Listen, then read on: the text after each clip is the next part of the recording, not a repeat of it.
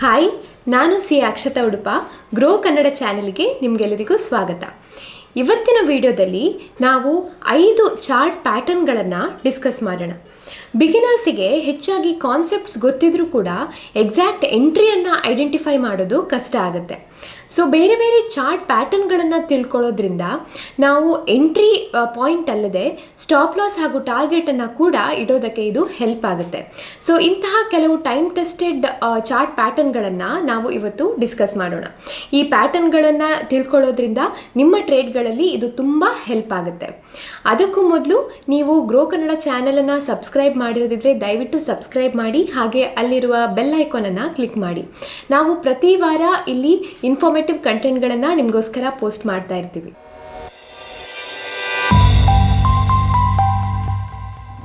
So ಇವತ್ತು discuss ಮಾಡ್ತಾ ಇರೋ ಫಸ್ಟ್ ಪ್ಯಾಟರ್ನ್ VCP ಅಂದರೆ ವೊಲಾಟಿಲಿಟಿ ಕಾಂಟ್ರಾಕ್ಷನ್ ಪ್ಯಾಟರ್ನ್. ಅಂದರೆ ಇದು ಮೇನ್ಲಿ ವೊಲಾಟಿಲಿಟಿ ಮೇಲೆ ಫಾರ್ಮ್ ಆಗುವಂತಹ ಪ್ಯಾಟರ್ನ್. ಸೊ ಈ ಪ್ಯಾಟರ್ನ್ ಹೇಗೆ ವರ್ಕ್ ಆಗುತ್ತೆ, ಇದನ್ನು ಯೂಸ್ ಮಾಡೋದು ಹೇಗೆ ಅಂತ ಚಾರ್ಟಲ್ಲಿ ನೋಡೋಣ. ಎಲ್ಲ ಸ್ಟಾಕ್ಗಳು ಒಂದು ಸ್ವಿಂಗನ್ನು ಫಾರ್ಮ್ ಮಾಡ್ತಾ ಮೂವ್ ಆಗ್ತಾ ಇರ್ತವೆ. ಅದು ಅಪ್ವರ್ಡ್ ಮೂವ್ಮೆಂಟ್ ಇರ್ಬೋದು ಅಥವಾ ಡೌನ್ವರ್ಡ್ ಮೂವ್ಮೆಂಟ್ ಇರ್ಬೋದು. ಯಾವುದೇ ಸ್ಟಾಕ್ ಇರಲಿ ಸ್ಟ್ರೈಟ್ ಮೂವ್ಮೆಂಟನ್ನು ತೋರಿಸೋದಿಲ್ಲ. ಆದರೆ ಸಮ್ಟೈಮ್ಸ್ ನಾವು ನೋಡ್ಬೋದು ಕೆಲವು ಸ್ಟಾಕ್ಗಳು ಸಾಧಾರಣ ಒಂದೇ ರೇಂಜಲ್ಲಿ ಕೆಲವು ಸಮಯದ ತನಕ ಮೂವ್ ಆಗ್ತಾ ಇರುತ್ತೆ, ಆಮೇಲೆ ಸಡನ್ನಾಗಿ ಅಪ್ವರ್ಡ್ ಅಥವಾ ಡೌನ್ವರ್ಡ್ ಮೂಮೆಂಟನ್ನು ತೋರಿಸುತ್ತೆ. ಸೊ ಈ ಸ್ಟೇಜನ್ನು ಯೂಶ್ವಲಿ ಕನ್ಸಾಲಿಡೇಷನ್ ಸ್ಟೇಜ್ ಅಂತ ಕರಿತೇವೆ. ಒಂದು ಪರ್ಟಿಕ್ಯುಲರ್ ವ್ಯಾಲ್ಯೂನ ಒಳಗೆ ಆ ಸ್ಟಾಕ್ ಮೂಮೆಂಟನ್ನು ತೋರಿಸ್ತಾ ಇರುತ್ತೆ. ಸೊ ಇದು ಮೇನ್ಲಿ ಯಾಕಂದರೆ ದೊಡ್ಡ ದೊಡ್ಡ ಇನ್ವೆಸ್ಟರ್ಸ್ ಅವರ ಎಲ್ಲ ಹಣವನ್ನು ಒಂದೇ ಸಲ ಇನ್ವೆಸ್ಟ್ ಮಾಡೋದಕ್ಕೆ ಇಷ್ಟಪಡೋದಿಲ್ಲ.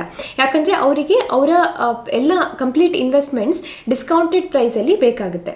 ಆ ಥರ ಇದ್ದಾಗ ಅವರು ಅವರ ಟೋಟಲ್ ಇನ್ವೆಸ್ಟ್ಮೆಂಟನ್ನು ಸ್ವಲ್ಪ ಸ್ವಲ್ಪ ಡಿವೈಡ್ ಮಾಡಿ ಟೈಮ್ ಟು ಟೈಮ್ ಇನ್ವೆಸ್ಟ್ ಮಾಡ್ತಾರೆ. ಆ ಥರ ಮಾಡಿದಾಗ ಯೂಶ್ವಲಿ ನಮಗೆ ಆ ಸ್ಟಾಕಲ್ಲಿ ಈ ಥರದ ಮೂಮೆಂಟ್ ನೋಡಲಿಕ್ಕೆ ಸಿಗ್ತದೆ. ಅಂದರೆ ಬಿಗ್ ಪ್ಲೇಯರ್ಸ್ ಫಸ್ಟಿಗೆ ಸ್ವಲ್ಪ ಇನ್ವೆಸ್ಟ್ಮೆಂಟ್ ಮಾಡ್ತಾರೆ, ಅಲ್ಲಿಂದ ಸ್ಟಾಕ್ ಮೇಲೆ ಹೋಗ್ಲಿಕ್ಕೆ ಸ್ಟಾರ್ಟ್ ಆಗುತ್ತೆ. ಎಗೇನ್ ಒಂದು ಪಾಯಿಂಟಲ್ಲಿ ಸೆಲ್ಲರ್ಸ್ ಬರ್ತಾರೆ, ಸ್ಟಾಕ್ ಪುಲ್ ಬ್ಯಾಕನ್ನು ಕೊಡುತ್ತೆ, ಆಗ ಮತ್ತೆ ಸ್ವಲ್ಪ ಅಮೌಂಟನ್ನು ಇನ್ವೆಸ್ಟ್ ಮಾಡ್ತಾರೆ, ಮತ್ತೆ ಸ್ಟಾಕ್ ಮೇಲೆ ಹೋಗುತ್ತೆ, ಎಗೇನ್ ಇದೇ ಲೆವೆಲಲ್ಲಿ ರೆಸಿಸ್ಟೆನ್ಸನ್ನು ಫೇಸ್ ಮಾಡಿ ಮತ್ತೆ ಕೆಳಗೆ ಬರುತ್ತೆ, ಮತ್ತೆ ಉಳಿದ ಅಮೌಂಟನ್ನು ಇನ್ವೆಸ್ಟ್ ಮಾಡ್ತಾರೆ. ಸೊ ಯಾವಾಗ ಈ ಬಿಗ್ ಇನ್ವೆಸ್ಟ್ಮೆಂಟ್ಸ್ ಮುಗಿಯುತ್ತೋ ಅಲ್ಲಿಂದ ಆ ರೆಸಿಸ್ಟೆನ್ಸನ್ನು ಸ್ಟಾಕ್ ಬ್ರೇಕ್ ಮಾಡಿದ ಕೂಡಲೇ ಎಗೇನ್ ಬೈಯರ್ಸ್ ಅದನ್ನು ಮೇಲೆ ತಗೊಂಡು ಹೋಗ್ತಾರೆ. ಸೊ ಯೂಶ್ವಲಿ ನಿಮಗೊಂದು ಸ್ಟ್ರಾಂಗ್ ರೆಸಿಸ್ಟೆನ್ಸ್ ಯಾವಾಗ ನೋಡ್ಲಿಕ್ಕೆ ಸಿಗುತ್ತೆ, ಸ್ಟಾಕ್ ಯಾವಾಗ ಕಂಟಿನ್ಯೂಸ್ ಆಗಿ ಆ ಲೆವೆಲಲ್ಲಿ ರೆಸಿಸ್ಟೆನ್ಸನ್ನು ಫೇಸ್ ಮಾಡ್ತಿರುತ್ತೆ, ಆ ರೆಸಿಸ್ಟೆನ್ಸನ್ನು ಬ್ರೇಕ್ ಮಾಡಿದ ಕೂಡಲೇ ನಮಗೆ ಒಳ್ಳೆ ಮೂಮೆಂಟ್ ಸಿಗುತ್ತೆ. ಸೊ ಈ ಪ್ಯಾಟರ್ನ್ ಎಕ್ಸಾಕ್ಟ್ಲಿ ಹೀಗೆ ಇರಬೇಕಂತಿಲ್ಲ. ಅಂದರೆ ಒಂದೇ ಲೆವೆಲಲ್ಲಿ ಸಪೋರ್ಟ್ ಹಾಗೂ ರೆಸಿಸ್ಟೆನ್ಸ್ ಬರಬೇಕಾಗಿಲ್ಲ.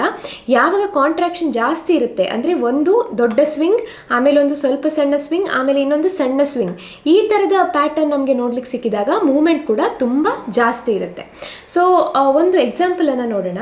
ನೀವು ಈ ಪ್ಯಾಟರ್ನ್ಸ್ಗಳನ್ನು ಡೈಲಿ ಟೈಮ್ ಫ್ರೇಮಲ್ಲೂ ಯೂಸ್ ಮಾಡ್ಬೋದು, ವೀಕ್ಲಿ ಟೈಮ್ ಫ್ರೇಮಲ್ಲೂ ಯೂಸ್ ಮಾಡ್ಬೋದು, ಅಥವಾ ಶಾರ್ಟರ್ ಟೈಮ್ ಫ್ರೇಮ್ಸಲ್ಲಿ ಕೂಡ ಯೂಸ್ ಮಾಡ್ಬೋದು. ಬಟ್ ಟೈಮ್ ಫ್ರೇಮ್ಸ್ ಜಾಸ್ತಿ ಇದ್ದಷ್ಟು ಸಕ್ಸಸ್ ರೇಟ್ ಕೂಡ ಜಾಸ್ತಿ ಇರುತ್ತೆ. ಸೊ ನಾನಿವತ್ತು ಡೈಲಿ ಟೈಮ್ ಫ್ರೇಮಲ್ಲಿ ನಿಮಗೆ ಒಂದು ಎಕ್ಸಾಂಪಲನ್ನು ತೋರಿಸ್ತೀನಿ. JSW ಸ್ಟೀಲಲ್ಲಿ ನಾವಿಲ್ಲಿ ನೋಡಿದ್ರೆ ಇಲ್ಲಿ ಫಸ್ಟಿಗೆ ಒಂದು ದೊಡ್ಡ ಸ್ವಿಂಗ್ ಫಾರ್ಮ್ ಆಯಿತು, ಆಮೇಲೆ ಇನ್ನೊಂದು ಸ್ವಿಂಗ್ ಫಾರ್ಮ್ ಆಯಿತು. ಎಗೇನ್ ಈ ಸ್ವಿಂಗಿನ ಎರಡನೇ ಸ್ವಿಂಗಿನ ಲೋ ಈ ಫಸ್ಟ್ ಸ್ವಿಂಗಿನ ಲೋಗಿಂತ ಸ್ವಲ್ಪ ಮೇಲಿದೆ, ಹಾಗೆ ಮೂರನೇ ಸ್ವಿಂಗ್ ಇನ್ನೂ ಸ್ವಲ್ಪ ಸಣ್ಣದಾಯಿತು, ನಾಲ್ಕನೇ ಸ್ವಿಂಗ್ ತುಂಬ ಸಣ್ಣದಾಯಿತು. ಬಟ್ ಈ ಎಲ್ಲ ಸ್ವಿಂಗ್ಸನ್ನು ನೀವು ನೋಡಿದ್ರೆ ರೆಸಿಸ್ಟೆನ್ಸ್ ಲೆವೆಲ್ ಆಲ್ಮೋಸ್ಟ್ ಸೇಮ್ ಇದೆ. ಎಕ್ಸಾಕ್ಟ್ಲಿ ಸೇಮ್ ಪ್ರೈಸ್ ಆಗಬೇಕಾಗಿಲ್ಲ, ಆದರೆ ರೆಸಿಸ್ಟೆನ್ಸ್ ಲೆವೆಲ್ ಆಲ್ಮೋಸ್ಟ್ ಸೇಮ್ ಇದೆ. ಅಲ್ಲಲ್ಲೇ ಪ್ರೈಸ್ ಮತ್ತೆ ರೆಸಿಸ್ಟೆನ್ಸನ್ನು ಫೇಸ್ ಮಾಡಿ ವಾಪಸ್ ಬರ್ತಾ ಇತ್ತು. ಸೊ ಯಾವಾಗ ಈ ರೆಸಿಸ್ಟೆನ್ಸ್ ಲೈನನ್ನು, ಈ ಟ್ರೆಂಡ್ ಲೈನನ್ನು ಸ್ಟಾಕ್ ಬ್ರೇಕ್ ಮಾಡುತ್ತೋ ಅಲ್ಲಿಂದ ಸ್ಟಾಕ್ ಒಳ್ಳೆ ಅಪ್ವರ್ಡ್ ಮೂವ್ಮೆಂಟನ್ನು ಕೊಟ್ಟಿದೆ. ಸೊ ಯಾವಾಗ ಜಾಸ್ತಿ ಕಾಂಟ್ರಾಕ್ಷನ್ಸ್ ನೋಡ್ಲಿಕ್ಕೆ ಸಿಗ್ತದೋ ಆಗ ಮೂವ್ಮೆಂಟ್ ಕೂಡ ಜಾಸ್ತಿ ಇರುತ್ತೆ. ಸೊ ಇದಕ್ಕೆ VCP ಅಂದರೆ ವೊಲಾಟಿಲಿಟಿ ಕಾಂಟ್ರಾಕ್ಷನ್ ಪ್ಯಾಟರ್ನ್ ಅಂತ ಕರಿತೇವೆ. ಈ ಪ್ಯಾಟರ್ನ್ ಯಾವಾಗಲೂ ನೋಡ್ಲಿಕ್ಕೆ ಸಿಗೋದಿಲ್ಲ. ಆ್ಯಂಡ್ ಅಗೇನ್ ಈ ಪ್ಯಾಟರ್ನ್ ನಮಗೆ ಸಿಕ್ಕಿದಾಗ ಈ ಸ್ಟೇಜ್ ಸ್ವಲ್ಪ ಲಾಂಗ್ ಟೈಮನ್ನು ತಗೊಳ್ಬೋದು, ಆದರೆ ಮೂವ್ಮೆಂಟ್ ಸಿಕ್ಕಿದಾಗ ಬ್ರೇಕ್ಔಟ್ ಆದಾಗ ಆ ಸ್ಟಾಕ್ ನಿಮಗೆ ಒಳ್ಳೆಯ ಪ್ರಾಫಿಟನ್ನು ಕೊಡುತ್ತೆ. ಸೊ ಇಂಥ ಪ್ಯಾಟರ್ನ್ ಸಿಕ್ಕಿದಾಗ ಇಲ್ಲಿ ಸ್ಟಾಕ್ ಬ್ರೇಕ್ಔಟ್ ಕೊಟ್ಟಾಗ ನೀವು ಎಂಟ್ರಿಯನ್ನು ತಗೊಳ್ಬೋದು. ಹಾಗೆ ನಿಮ್ಮ ಸ್ಟಾಪ್ ಲಾಸ್ ಈ ಲಾಸ್ಟ್ ಸ್ವಿಂಗಿನ ಲೋ ಹತ್ರ ಇಡ್ಬೋದು. ಎಗೇನ್ ನಾನು ಯಾವತ್ತೂ ಹೇಳೋ ಹಾಗೆ ನಿಮ್ಮ ಸ್ಟಾಪ್ ಲಾಸ್ ಸ್ವಲ್ಪ ಬಫರ್ ಇಟ್ಟು ಇರಬೇಕು. ಅಂದರೆ ಎಕ್ಸಾಕ್ಟ್ಲಿ ಈ ಕ್ಯಾಂಡಲ್ ಲೋಗೆ ಸ್ಟಾಪ್ ಲಾಸ್ ಇಡಬೇಡಿ, ಸ್ವಲ್ಪ ಬಫರನ್ನು ಇಟ್ಟು ಸ್ಟಾಪ್ ಲಾಸ್ ಇಡಿ. ಸೊ ಲಾಸ್ಟ್ ಪ್ರೀವಿಯಸ್ ಸ್ವಿಂಗಿನ ಲೋ ಅಲ್ಲಿ ನಿಮ್ಮ ಸ್ಟಾಪ್ ಲಾಸ್ ಇರಲಿ. ಎಗೇನ್ 1:1 ಅಥವಾ 1:1.5 ನಿಮ್ಮ ಟಾರ್ಗೆಟ್ ಆಗ್ಬೋದು. ಸೊ ನಮ್ಮ ಸೆಕೆಂಡ್ ಪ್ಯಾಟರ್ನ್ ಬಂದು ಇದು ಫ್ಲ್ಯಾಗ್ ಆ್ಯಂಡ್ ಪೋಲ್ ಪ್ಯಾಟರ್ನ್. ಅಂದರೆ ನಿಮಗೆ ಒಂದು ಫ್ಲ್ಯಾಗ್ ನೋಡ್ಲಿಕ್ಕೆ ಸಿಗ್ತದೆ ಈ ಥರ, ಅದು ಯಾವ ಥರನೂ ಆಗಿರ್ಬೋದು, ಅದು ಟ್ರಯಾಂಗಲ್ ಪ್ಯಾಟರ್ನ್ ಕೂಡ ಆಗಿರ್ಬೋದು. ಇಲ್ಲಿ ಒಂದು ಪೋಲ್ ನೋಡ್ಲಿಕ್ಕೆ ಸಿಗ್ತದೆ. ಸೊ ಈ ಥರ ಒಂದು ಫ್ಲ್ಯಾಗ್ ಮತ್ತು ಒಂದು ಪೋಲ್ ನೋಡ್ಲಿಕ್ಕೆ ಸಿಕ್ಕಿದಾಗ ಇದರಿಂದ ಸ್ಟಾಕ್ ಬ್ರೇಕ್ ಔಟ್ ಆದರೆ ಒಳ್ಳೆ ಅಪ್ವರ್ಡ್ ಮೂಮೆಂಟನ್ನು ತೋರಿಸ್ಬೋದು, ಅದೇ ಬ್ರೇಕ್ ಡೌನ್ ಆದರೆ ಒಳ್ಳೆ ಡೌನ್ವರ್ಡ್ ಮೂಮೆಂಟನ್ನು ತೋರಿಸ್ಬೋದು. ಸೊ ಈ ಎಕ್ಸಾಂಪಲನ್ನು ನಾವು ನೋಡಿದ್ರೆ ಇಲ್ಲಿ ನಿಮಗೆ ಒಂದು ಪೋಲ್ ನೋಡ್ಲಿಕ್ಕೆ ಸಿಗ್ತದೆ. ಇಲ್ಲಿ ಕಂಟಿನ್ಯೂಸ್ ಆಗಿ ಸ್ಟಾಕ್ ಅಪ್ವರ್ಡ್ ಮೂಮೆಂಟನ್ನು ತೋರಿಸ್ತಿತ್ತು. ಆಮೇಲೆ for a short while stock ಇಲ್ಲಿ ಕನ್ಸಾಲಿಡೇಟ್ ಆಯಿತು. ಸೊ ಈ ಕನ್ಸಾಲಿಡೇಷನ್ ಏನಿದೆ ಇದು ಫ್ಲ್ಯಾಗ್ ಅಂತ ಕರಿತೇವೆ ನಾವು. ಇದಾದ ನಂತರ ಯಾವಾಗ ಸ್ಟಾಕ್ ಈ ಅಪ್ಪರ್ ಲೈನನ್ನು ಬ್ರೇಕ್ ಮಾಡ್ತೋ ಆಮೇಲೆ ಸ್ಟಾಕ್ ಒಳ್ಳೆ ಅಪ್ವರ್ಡ್ ಮೂಮೆಂಟನ್ನು ಕೊಟ್ಟಿದೆ. ಸೊ ಈ ಥರ ನಿಮಗೆ ಬ್ರೇಕ್ಔಟ್ ಅಥವಾ ಬ್ರೇಕ್ ಡೌನ್ ನೋಡಿದಾಗ ಆ ಬ್ರೇಕ್ಔಟ್ ಆದ ಕೂಡಲೇ ನೀವು ಎಂಟ್ರಿ ತಗೊಳ್ಬೋದು. ಹಾಗೆ ನಿಮ್ಮ ಸ್ಟಾಪ್ ಲಾಸ್ ಈ ಲೋವರ್ ಸಪೋರ್ಟ್ ಲೈನ್ ಏನಿದೆ, ಈ ಫ್ಲ್ಯಾಗಿನ ಸಪೋರ್ಟ್ ಲೈನ್ ಏನಿದೆ ಅದರ ಕೆಳಗೆ ಸಣ್ಣ ಬಫರ್ ಇಟ್ಟು ನೀವು ಸ್ಟಾಪ್ ಲಾಸನ್ನು ಇಡ್ಬೋದು. ಯೂಶ್ವಲಿ ಏನು ಎಕ್ಸ್ಪೆಕ್ಟ್ ಮಾಡಲಾಗುತ್ತೆ ಅಂದರೆ ಈ ಪೋಲಿನ ಸೈಜ್ ಎಷ್ಟಿದೆ ಅಷ್ಟೇ ಸ್ಟಾಕ್ ಮೇಲ್ಗಡೆ ಮೂಮೆಂಟನ್ನು ಕೊಡುತ್ತೆ ಅಂತ ಎಕ್ಸ್ಪೆಕ್ಟ್ ಮಾಡಲಾಗುತ್ತೆ. ಬಟ್ ಸ್ಟಿಲ್ ನೀವು ನಿಮ್ಮ ಸ್ಟಾಪ್ ಲಾಸ್ ಬೇಸಿಸ್ ಮೇಲೆ ಟಾರ್ಗೆಟನ್ನು ಸೆಟ್ ಮಾಡ್ಕೊಳ್ಬೋದು. ಸೊ ಇದೇ ಥರ ನಾವು ಇನ್ವರ್ಟೆಡ್ ಫ್ಲ್ಯಾಗ್ ಆ್ಯಂಡ್ ಪೋಲ್ ಪ್ಯಾಟರ್ನನ್ನು ಕೂಡ ನೋಡ್ಬೋದು. ಫಾರ್ ಎಕ್ಸಾಂಪಲ್ ನೀವು ಇಲ್ಲಿ ನೋಡಿದ್ರೆ ಇಲ್ಲಿ ಅಲ್ಟ್ರಾಟೆಕ್ ಸಿಮೆಂಟಲ್ಲಿ ಎಗೇನ್ ನಾನಿಲ್ಲಿ 1 ಅವರ್ ಟೈಮ್ ಫ್ರೇಮ್ ಇಟ್ಟಿದ್ದೇನೆ. ನೀವು ಡೈಲಿ ಟೈಮ್ ಫ್ರೇಮಲ್ಲೂ ನೋಡ್ಬೋದು, ವೀಕ್ಲಿಯಲ್ಲೂ ನೋಡ್ಬೋದು, ಅವರ್ಲಿ ಟೈಮ್ ಫ್ರೇಮಲ್ಲಿ ಕೂಡ ಚೆಕ್ ಮಾಡ್ಬೋದು. ಸೊ ಇಲ್ಲಿ ನೀವು ನೋಡಿದ್ರೆ ಇಲ್ಲಿ ಒಂದು ಪೋಲ್ ಥರ ಕ್ರಿಯೇಟ್ ಆಯಿತು. ಆಮೇಲೆ ಸ್ವಲ್ಪ ಟೈಮಿಗೆ ಸ್ಟಾಕ್ ಕನ್ಸಾಲಿಡೇಟ್ ಆಯಿತು. ಸೊ ಇಲ್ಲಿಂದ ಸ್ಟಾಕ್ ಬ್ರೇಕ್ ಡೌನ್ ಕೊಟ್ಟ ಮೇಲೆ ಸ್ಟಾಕ್ ಒಳ್ಳೆ ಡೌನ್ವರ್ಡ್ ಮೂಮೆಂಟನ್ನು ತೋರಿಸಿತು. ಸೊ ಇಲ್ಲಿ ಇನಿಷಿಯಲಿ ಕನ್ಸಾಲಿಡೇಷನ್ ಫೇಸಲ್ಲಿತ್ತು ಸ್ಟಾಕ್, ಆಮೇಲೆ ಇನ್ವರ್ಟೆಡ್ ಫ್ಲ್ಯಾಗ್ ಆ್ಯಂಡ್ ಪೋಲ್ ಪ್ಯಾಟರ್ನನ್ನು ಕ್ರಿಯೇಟ್ ಮಾಡ್ತು. ಅಲ್ಲಿಂದ ಬ್ರೇಕ್ ಡೌನ್ ಆದ ನಂತರ ಸ್ಟಾಕ್ ಒಳ್ಳೆ ಡೌನ್ವರ್ಡ್ ಮೂಮೆಂಟನ್ನು ಕೊಡ್ತು. ಇಲ್ಲಿ ಕೂಡ ನೀವು ಜಸ್ಟ್ ಈ ರೆಸಿಸ್ಟೆನ್ಸ್ ಲೆವೆಲಿನ ಮೇಲೆ ಸ್ಟಾಪ್ ಲಾಸನ್ನು ಇಟ್ಟು 1:1 ಅಥವಾ 1:1.5 ಟಾರ್ಗೆಟ್ ಇಡ್ಬೋದು. ಅಥವಾ ನೀವು ಈ ಪೋಲಿನ ಸೈಜ್ ಸಣ್ಣದಿದ್ದರೆ ಈ ಪೋಲಿನ ಸೈಜನ್ನೇ ನೀವಿಲ್ಲಿ ಟಾರ್ಗೆಟ್ ಆಗಿ ಯೂಸ್ ಮಾಡ್ಕೊಳ್ಬೋದು. ನೆಕ್ಸ್ಟ್ ನಾವು ಥರ್ಡ್ ಪ್ಯಾಟರ್ನನ್ನು ನೋಡೋಣ. ಇದು ಒಂದು ರಿವರ್ಸಲ್ ಪ್ಯಾಟರ್ನ್ ಆಗಿದೆ. ಇದಕ್ಕೆ ಹೆಡ್ ಆ್ಯಂಡ್ ಶೋಲ್ಡರ್ ಪ್ಯಾಟರ್ನ್ ಅಂತ ಕರಿತೇವೆ. ಅಂದರೆ ಫಸ್ಟಿಗೆ ಒಂದು ಶೋಲ್ಡರ್ ಫಾರ್ಮ್ ಆಗುತ್ತೆ, ಆಮೇಲೆ ನಮಗೆ ಅದಕ್ಕಿಂತ ದೊಡ್ಡದು ಒಂದು ಸ್ವಿಂಗ್ ಅಂದರೆ ಅದನ್ನು ಹೆಡ್ ಅಂತ ಕರಿತೇವೆ, ಆಮೇಲೆ ಇನ್ನೊಂದು ಸಣ್ಣ ಸ್ವಿಂಗ್ ಅದನ್ನು ಇನ್ನೊಂದು ಶೋಲ್ಡರ್ ಅಂತ ಟ್ರೀಟ್ ಮಾಡಲಾಗುತ್ತೆ. ಸೊ ಯಾವಾಗ ಈ ಪ್ಯಾಟರ್ನ್ ನಿಮಗೆ ನೋಡ್ಲಿಕ್ಕೆ ಸಿಗ್ತದೆ ಅಲ್ಲಿಂದ ಸ್ಟಾಕ್ ಬ್ರೇಕ್ ಡೌನ್ ಕೊಟ್ಟರೆ ಅಲ್ಲಿಂದ ಒಳ್ಳೆ ಡೌನ್ವರ್ಡ್ ಮೂಮೆಂಟನ್ನು ನಾವು ಎಕ್ಸ್ಪೆಕ್ಟ್ ಮಾಡ್ಬೋದು. ಸೊ ಇಲ್ಲಿ ನಾವು ನೋಡಿದ್ರೆ ಕ್ಯುಮಿನ್ಸ್ ಇಂಡಿಯಾದಲ್ಲಿ ರೀಸೆಂಟಾಗಿ ಈ ಪ್ಯಾಟರ್ನ್ ನೋಡ್ಲಿಕ್ಕೆ ಸಿಕ್ತು. ಹೀಗೆ ನಾನಿಲ್ಲಿ ಡೈಲಿ ಟೈಮ್ ಫ್ರೇಮ್ ಇಟ್ಟಿದ್ದೇನೆ. ಈ ಲೈನ್ ಏನಿದೆ ಇದನ್ನು ನೆಕ್ ಲೈನ್ ಅಂತ ಕರಿತೇವೆ. ಸೊ ಯಾವಾಗ ಸ್ಟಾಕ್ ಇಲ್ಲಿಂದ ಬ್ರೇಕ್ ಡೌನ್ ಕೊಟ್ಟು ಅಲ್ಲಿಂದ ಸ್ವಲ್ಪ ಟೈಮ್ ಒಳ್ಳೆ ಡೌನ್ವರ್ಡ್ ಮೂಮೆಂಟನ್ನು ಕೊಟ್ಟಿತ್ತು. ಹೀಗೆ ನೀವು ಇಲ್ಲಿ ಇನ್ನೊಂದು ವಿಷಯ ಏನು ನೋಡ್ಬೋದಂದರೆ ಇಲ್ಲಿ ಆಲ್ರೆಡಿ ಒಂದು ಒಳ್ಳೆ ಗ್ಯಾಪ್ ಕ್ರಿಯೇಟ್ ಆಗಿತ್ತು. ಇಲ್ಲಿ ಸ್ಟಾಕ್ ದೊಡ್ಡ ಗ್ಯಾಪ್ ಅಪ್ ಓಪನಿಂಗನ್ನು ಕೊಟ್ಟಿತ್ತು. ಸೊ ಈ ಥರ ದೊಡ್ಡ ಗ್ಯಾಪ್ ಅಪ್ ಓಪನಿಂಗ್ ಆದಾಗ ಸ್ಟಾಕ್ ಆ ಗ್ಯಾಪನ್ನು ಫಿಲ್ ಮಾಡೇ ಮಾಡುತ್ತೆ most of the times. So ಇಲ್ಲಿ ನೀವು ಈ ಬ್ರೇಕ್ ಡೌನ್ ಪ್ಲಸ್ ಈ ಗ್ಯಾಪ್ ಅಪ್ ಓಪನಿಂಗನ್ನು ನೋಡಿದಾಗ ಇದೊಂದು ಒಳ್ಳೆ ಟ್ರೇಡ್, ಯಾಕಂದರೆ ಈ ಗ್ಯಾಪ್ ಫಿಲ್ಲಿಂಗ್ ಕೂಡ ಆಗೇ ಆಗುತ್ತೆ ಆ್ಯಂಡ್ ಇಲ್ಲಿ ಅಗೈನ್ ಎಡಿಷ್ನಲ್ ಕನ್ಫರ್ಮೇಷನ್ ಆಗಿ ಬ್ರೇಕ್ ಡೌನ್ ಕೂಡ ಆಗಿದೆ. ಸೊ ಇಂಥ ಪ್ಯಾಟರ್ನನ್ನು ನೋಡಿದಾಗ ನೀವು ಬ್ರೇಕ್ ಡೌನ್ ಆದ ಕೂಡಲೇ ಎಂಟ್ರಿಯನ್ನು ತಗೊಳ್ಬೋದು. ಹಾಗೆ ಸ್ಟಾಪ್ ಲಾಸನ್ನು ಈ ಪ್ರೀವಿಯಸ್ ಸ್ವಿಂಗ್ ಹೈಯಲ್ಲಿ ಇಡ್ಬೋದು. ಸೊ ಈ ಕೇಸಲ್ಲಿ ನೀವು ನಿಮ್ಮ ಟಾರ್ಗೆಟನ್ನು ಕೂಡ ಸೆಟ್ ಮಾಡ್ಬೋದು, ಯಾಕಂದರೆ ನಾನು ಆಗಲೇ ಹೇಳಿದಾಗೆ ಇಲ್ಲಿ ಒಳ್ಳೆ ಗ್ಯಾಪ್ ಕ್ರಿಯೇಟ್ ಆಗಿದೆ. ಸೊ ನೀವು ಇಲ್ಲಿ ನೋಡ್ಬೋದು ಸ್ಟಾಕ್ ಆಲ್ಮೋಸ್ಟ್ ಸೇಮ್ ಗ್ಯಾಪನ್ನು ಫಿಲ್ ಮಾಡಿ ಮತ್ತೆ ಅಪ್ವರ್ಡ್ ಮೂಮೆಂಟನ್ನು ತೋರಿಸ್ತು. ಸೊ ಅರೌಂಡ್ ಈ ಲೆವೆಲಲ್ಲಿ ನೀವು ಟಾರ್ಗೆಟನ್ನು ಇಡ್ಬೋದು. ನೆಕ್ಸ್ಟ್ ನಾವು ಇದರದ್ದೇ another version inverted head and shoulder ಪ್ಯಾಟರ್ನನ್ನು ನೋಡೋಣ. ಇದು ನಾವು ಈಗ ನೋಡಿದ ಪ್ಯಾಟರ್ನಿನ ರಿವರ್ಸ್ ಆಗಿರುತ್ತೆ. ಸೊ ಇದಕ್ಕೆ ನಾವು ಇಲ್ಲಿ HDFC ಬ್ಯಾಂಕಲ್ಲಿ ಚೆಕ್ ಮಾಡೋಣ. ಇಲ್ಲಿ ಡೈಲಿ ಟೈಮ್ ಫ್ರೇಮನ್ನು ಇಟ್ಟಿದ್ದೇನೆ. ಸೊ ಇಲ್ಲಿ ನೋಡಿದ್ರೆ ನೀವು ಇಲ್ಲಿ ಒಂದು ಶೋಲ್ಡರ್ ಫಾರ್ಮ್ ಆಯಿತು, ಹೆಡ್ ಫಾರ್ಮ್ ಆಯಿತು, ಆಮೇಲೆ ಇನ್ನೊಂದು ಶೋಲ್ಡರ್ ಫಾರ್ಮ್ ಆಯಿತು. ಸೊ ಇಲ್ಲಿ ನಾವು ಟ್ರೆಂಡ್ ಲೈನನ್ನು ಡ್ರಾ ಮಾಡಿದ್ರೆ ಇದು ನೆಕ್ ಲೈನ್ ಆಗುತ್ತೆ. ಬಟ್ ಇಲ್ಲಿ ಸ್ಟಾಕ್ ಇಮಿಡಿಯೇಟಾಗಿ ಬ್ರೇಕ್ಔಟನ್ನು ಕೊಡಲಿಲ್ಲ, ಮತ್ತೆ ರಿಟ್ರೇಸ್ ಆಗಿ ಇಲ್ಲಿಂದ ಮತ್ತೆ ಅಪ್ವರ್ಡ್ ಮೂಮೆಂಟನ್ನು ತೋರಿಸಿದೆ. ಸೊ ಯೂಶ್ವಲಿ ಏನಾಗುತ್ತೆ ಅಂದರೆ ಈ ಥರ ಇನ್ವರ್ಟೆಡ್ ಪ್ಯಾಟರ್ನ್ ಬಂದಾಗ ಇಲ್ಲಿ ಬ್ರೇಕ್ಔಟ್ ಆಗಿ ಇಲ್ಲಿಂದ ಒಳ್ಳೆ ಮೂಮೆಂಟ್ ಬರುತ್ತೆ.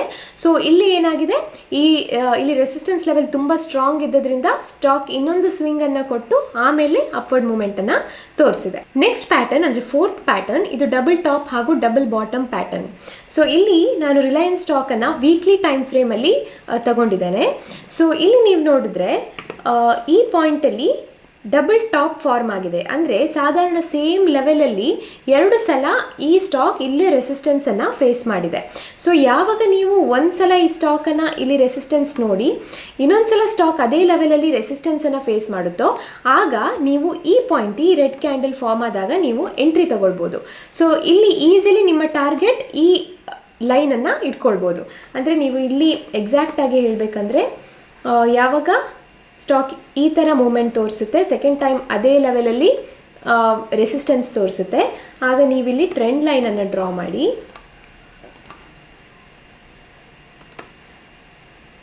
ಅರೌಂಡ್ ಈ ಲೆವೆಲ್ಗೆ ನಿಮ್ಮ ಟಾರ್ಗೆಟನ್ನು ಇಟ್ಕೊಳ್ಬೋದು. So most of the times stock exactly ಈ ಲೆವೆಲ್ಗೆ ಬಂದು ಇಲ್ಲಿ ಸಪೋರ್ಟ್ ತಗೊಂಡು ಮತ್ತೆ ಅಪ್ವರ್ಡ್ ಮೂಮೆಂಟನ್ನು ತೋರಿಸುತ್ತೆ. ಸೊ ಇದು ನಿಮ್ಮ ಟ್ರೇಡಿಂಗ್ ಟೈಮ್ ಆಗುತ್ತೆ. ಇಲ್ಲಿ ನೀವು ಒಳ್ಳೆ ಪ್ರಾಫಿಟನ್ನು ಬುಕ್ ಮಾಡ್ಬೋದು. ಸೊ ಇದೇ ಸ್ಟಾಕಲ್ಲಿ ನಾವು ಡಬಲ್ ಬಾಟಮ್ ಪ್ಯಾಟರ್ನನ್ನು ಕೂಡ ನೋಡ್ಬೋದು. ಇಲ್ಲಿ ನೀವು ನೋಡಿದ್ರೆ ಇಲ್ಲಿ ಒಂದು ಸ್ಟಾಕ್ ಈ ಥರ ಮೂಮೆಂಟ್ ತೋರಿಸಿ ಒಂದು ಬಾಟಮನ್ನು ಕ್ರಿಯೇಟ್ ಮಾಡ್ತು, ಆಮೇಲೆ ಅಗೇನ್ ಅಪ್ವರ್ಡ್ ಮೂಮೆಂಟ್ ತೋರಿಸಿ ಮತ್ತೆ ಆಲ್ಮೋಸ್ಟ್ ಅದೇ ಲೆವೆಲಲ್ಲಿ ಇನ್ನೊಂದು ಬಾಟಮನ್ನು ಕ್ರಿಯೇಟ್ ಮಾಡ್ತು. ಸೊ ಈ ಲೆವೆಲ್ ರೆಸಿಸ್ಟೆನ್ಸ್ ಆಗಿ ವರ್ಕ್ ಮಾಡ್ತು. ಸೊ ಇಲ್ಲಿ ಈ ಲೆವೆಲಲ್ಲಿ ಬ್ರೇಕ್ಔಟ್ ಆದ ಕೂಡಲೇ ನೀವು ಟ್ರೇಡ್ ತಗೊಳ್ಬೋದು. ಹಾಗೆ ನಿಮ್ಮ ಟಾರ್ಗೆಟನ್ನು ಅರೌಂಡ್ ಈ ಲೆವೆಲಲ್ಲಿ ಇಡ್ಬೋದು. ಸೊ ಇದನ್ನು ನೀವು ಡೈರೆಕ್ಟ್ಲಿ ಸ್ಟಾಕಲ್ಲಿ ಟ್ರೇಡ್ ಮಾಡ್ಬೋದು ಅಥವಾ ನೀವು ಆಪ್ಷನ್ಸಲ್ಲಿ ಕೂಡ ಟ್ರೇಡ್ ಮಾಡ್ಬೋದು. ಸೊ ನೆಕ್ಸ್ಟ್ ಈಗ ಕೊನೆಯ ಪ್ಯಾಟರ್ನ್ ಆದಂತಹ ಡಾರ್ವಾಸ್ ಬಾಕ್ಸ್ ಪ್ಯಾಟರ್ನನ್ನು ನೋಡೋಣ.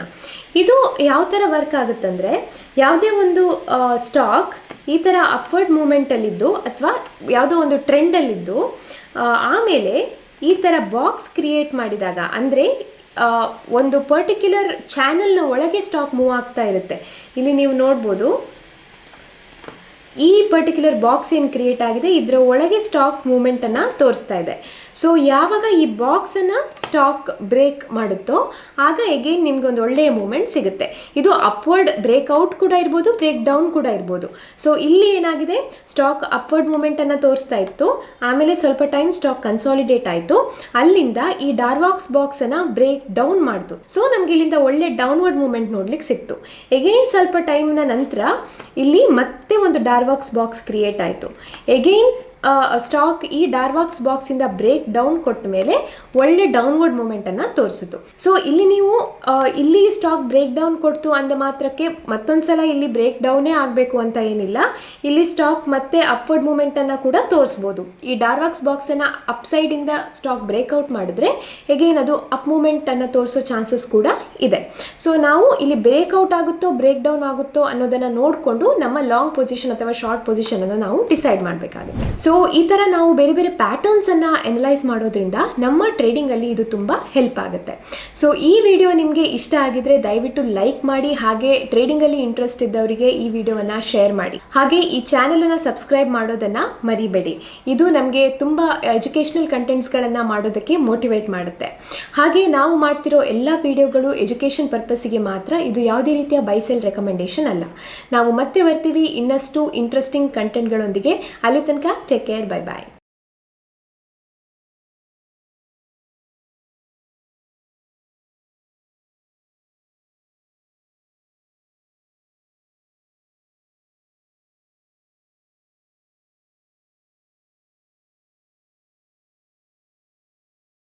Investment in securities market are subject to market risks. Read all the related documents carefully before investing. Please read the risk disclosure documents carefully before investing in equity shares, derivatives, mutual fund, and or other instruments traded on the stock exchanges.